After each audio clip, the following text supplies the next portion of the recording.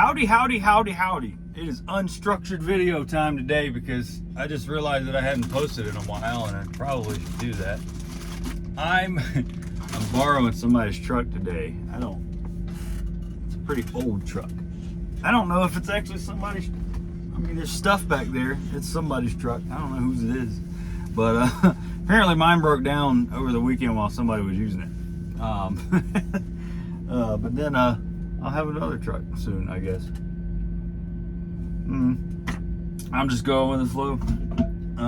Today, actually, I want to show y'all something. Look at this this shifter. You could die, man. I'm just kidding. It's pretty cool. It's like a biker handlebar, right? So today, I was going to talk about just my time working for Crete Carrier. You know, red trucks, also paired with Schaefer, which are the blue trucks. And sometimes you'll see Crete trucks pulling Schaefer trailers and Schaefer trailers pulling Crete trailers. They also do flatbed. I think it's called Hunt Transportation, but I did not do flatbed for them. I only did dry van, which is the Crete side. All right, CB, I'm picking up salt down here. That's all I haul now. I don't know what the hell they said. Anyway, so Crete is, I'm trying to think, like, I liked working for Melton, but I'll say Crete was, as far as like big companies go, I think Crete, as far as what I did, is probably the best company you can work for. They were always like awesome. Like, honestly, they were always really, really good. I left Crete because they didn't have like local work. You know, I wanted local work.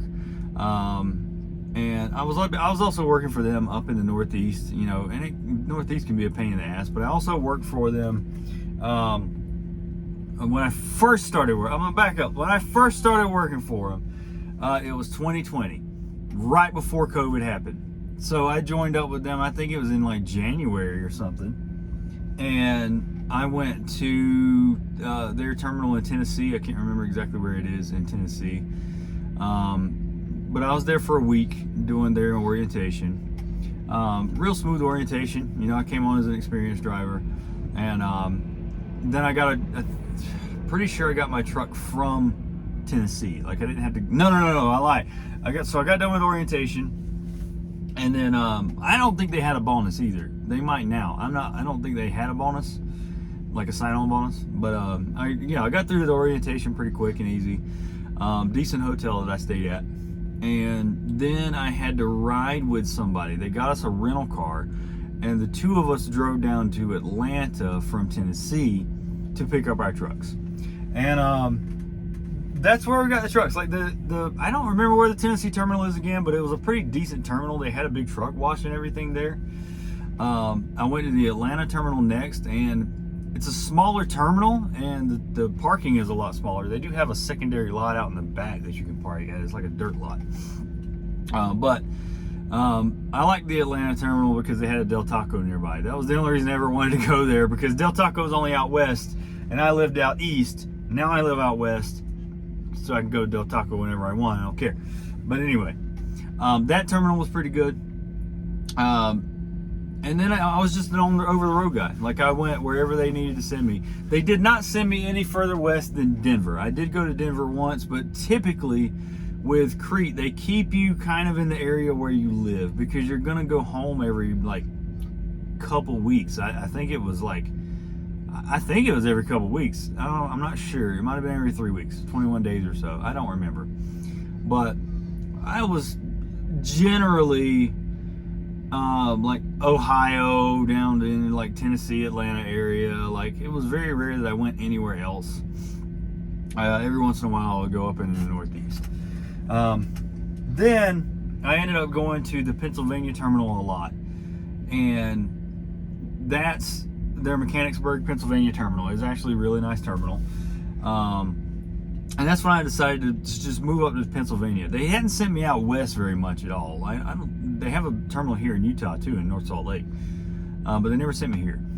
I wanted to move out of the Southeast, and that's why I picked Pennsylvania. I was going to Mechanicsburg Terminal a lot, and I was looking at the area. It was actually a pretty nice area, so I decided on moving to Pennsylvania. That's what I did. So Crete played a part in that. And I worked for Crete until I found a job. I moved out and I did LTL because it was home every day, and they promised a lot of money. It was more money than I was making at Crete at the time. But I had also worked for Crete through the whole pandemic thing, so we were busy. I was making decent money, but LTL pays more in theory. So I left Crete on good terms and went to LTL. I tried LTL out for about 6 months, and it was just crap. Maybe it was companies I worked for, I don't know, but it was just utter chaos every single day. The equipment was always crap. I never knew what was going on because dispatch didn't know what was going on. The customers never knew what was going on, and it was too much. It was way too stressful. I have high blood pressure issues, so if it's stressful, I try to get away from it. I'm in that era of my life now. And I know high blood pressure drinking energy drinks is pretty stupid, but whatever. I quit drinking, so it fixed a lot of that. But yeah, I tried LTL. And while I was doing LTL, that's where I found Cisco. Worked for Cisco for about a year before I started having back and knee issues. And I was like, okay, I don't think I could do this because my body is rejecting it straight up. Called Crete back, said, hey, do you have any lanes in the Northeast? They said, they had a few, but like there was one that was pretty like a dedicated lane from Pennsylvania to Michigan and back. Easy peasy. I jumped on with Crete again. And I worked for them for a while doing that. And I was there, maybe, I don't remember what year that was, but I was there for about another year. So all in all, I worked for Crete for about 2 years. And then left Crete again.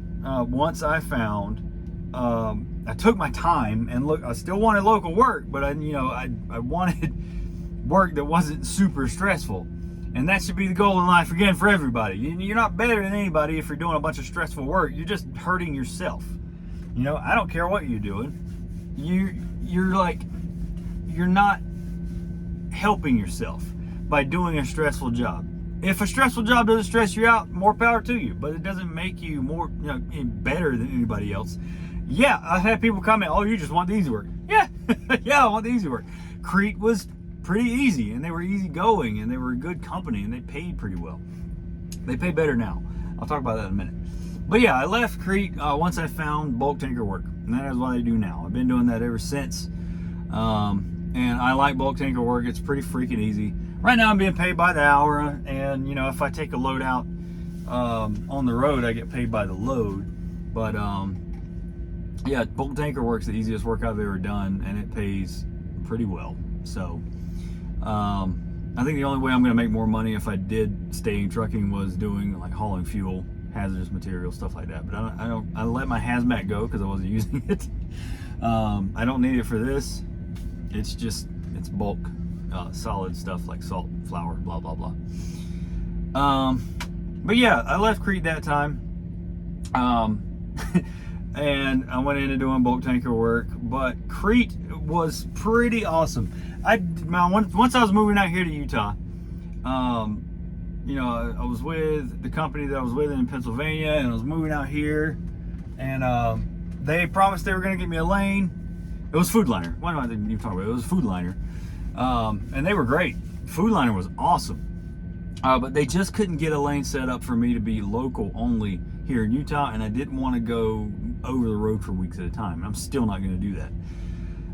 So they couldn't get that set up. So I ended up, I took a break from work really, and just kind of chilled and relaxed and explored Utah a little bit. And then I ended up at the company I'm with now, and same thing, bulk tanker work.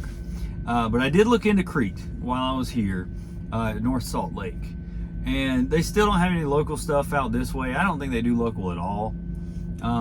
Really, the best lane I saw that they had here was all the 11 western states, which I don't know what all 11 western states are. I don't know if Texas is included in that. Probably not. But it's probably like Montana, Idaho, Washington, Oregon, California, New Mexico, Nevada, Utah, Arizona, and is that it? Maybe Colorado? I'm not sure. But yeah, that was a pretty good lane. It was like 95K plus per year. And again, I mean, if you're working for Crete, you know, if you're looking at Crete, again, I highly recommend Crete. They are awesome. Their trucks are great. Their maintenance was, well, it depended on where you went for maintenance, because they could take a long time. I sat for like a week waiting on my truck to get fixed one day. I was like, come on, man, get me on the road. And if you're waiting for that, you know, they don't really, if you're at your home terminal, which I was, they don't pay you layover pay or anything like that. And they didn't really have any local stuff that I could do while I was waiting. So I was just sitting for like a week. You know, if you're not at your home terminal, maybe they pay you. I don't know, but they will get you a hotel if you need it.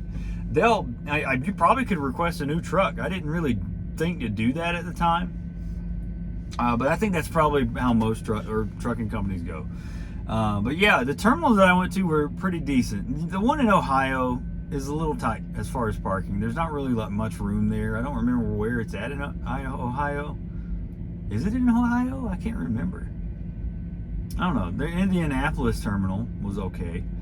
But yeah, it's, you know, good company, good trucks, good dispatchers that I worked with, good staff at the terminals. You know, you got all the terminals have showers, and good bathrooms and like lounge areas with TVs and vending machines. I think I saw at almost all of them. And they're usually near places you can go to get food. You know, go to a terminal, drop your trailer, go get food, go shopping, do whatever in your truck. They never would say anything to you about not doing that. You know, I was free to go to do whatever I needed to do in the bobtail. You know, as long as your hours are fine, you know, you can do personal conveyance, and you'll have to remember to do that. But you know, there's no restrictions on all that. Pays pretty good. Those dedicated lanes that I was on was about 70K a year. The over the road positions do pay more. Those are 90 to 100K a year, you know, if you're going to stay out for a while. And then the one like I was talking about out here out west was home every weekend, but it was like 90K a year. But I do that with, you know, bulk loads, and I'm either home every day or out and back for 1 to 2 days, and then I'm home. So I'd rather do that. And plus the work is way easier, and I don't have to really sit at places, except for Morton Salt here, because they take like 5 hours to load you because their equipment's just slow. That's all it is. But I get paid to sit here and make videos for YouTube or write my next book. Or also, I just started up a new clothing company on Etsy. I didn't know that's something I could tap into until recently, but I said, you know what, I'm going to do that because I have graphic design experience and I like just sitting around doing stuff like this and designing t-shirts. So that's what I'm doing. I have an Etsy shop, and I'll link it down there. It's aimed mostly at veterans, truckers, and blue collar workers. So it's got all, you know, t-shirts for, you know, stuff like that. There's only a few listings that I have on there now because I have to make them from scratch, design the shirts and then list it on there, and you know. So we'll see where that goes. Apparently it takes like a few months for people to even start getting some sales, but once you start getting sales, it takes off. That's what I've heard from almost everybody that's doing it. So I'm like, I'm gonna jump in on that and make me some money. But yeah, that's my update. I didn't make this video super long either. Man. Next video I'll probably talk about my time with like Melton. And I need to make a video talking about like my LTL experience and like how it was just a pain in the ass the entire time. Food service and LTL is not for me. It's not that I'm not built for it. I can do any work, but when it gets to a point where things just don't make sense and it's just stupid and there's nothing you can do about it, I'm out. I don't deal with that very well. It gets my blood pressure up, pisses me off. And it's just things that don't make sense, and really unorganization is one of my pet peeves. That's why I got out. It's not the work, you know. I don't mind the work. I work hard, but you know, I'll do easy stuff if I can do it. You know, why not get the easy job that pays better? So that's it. Just sitting here chilling on the Salt Lake.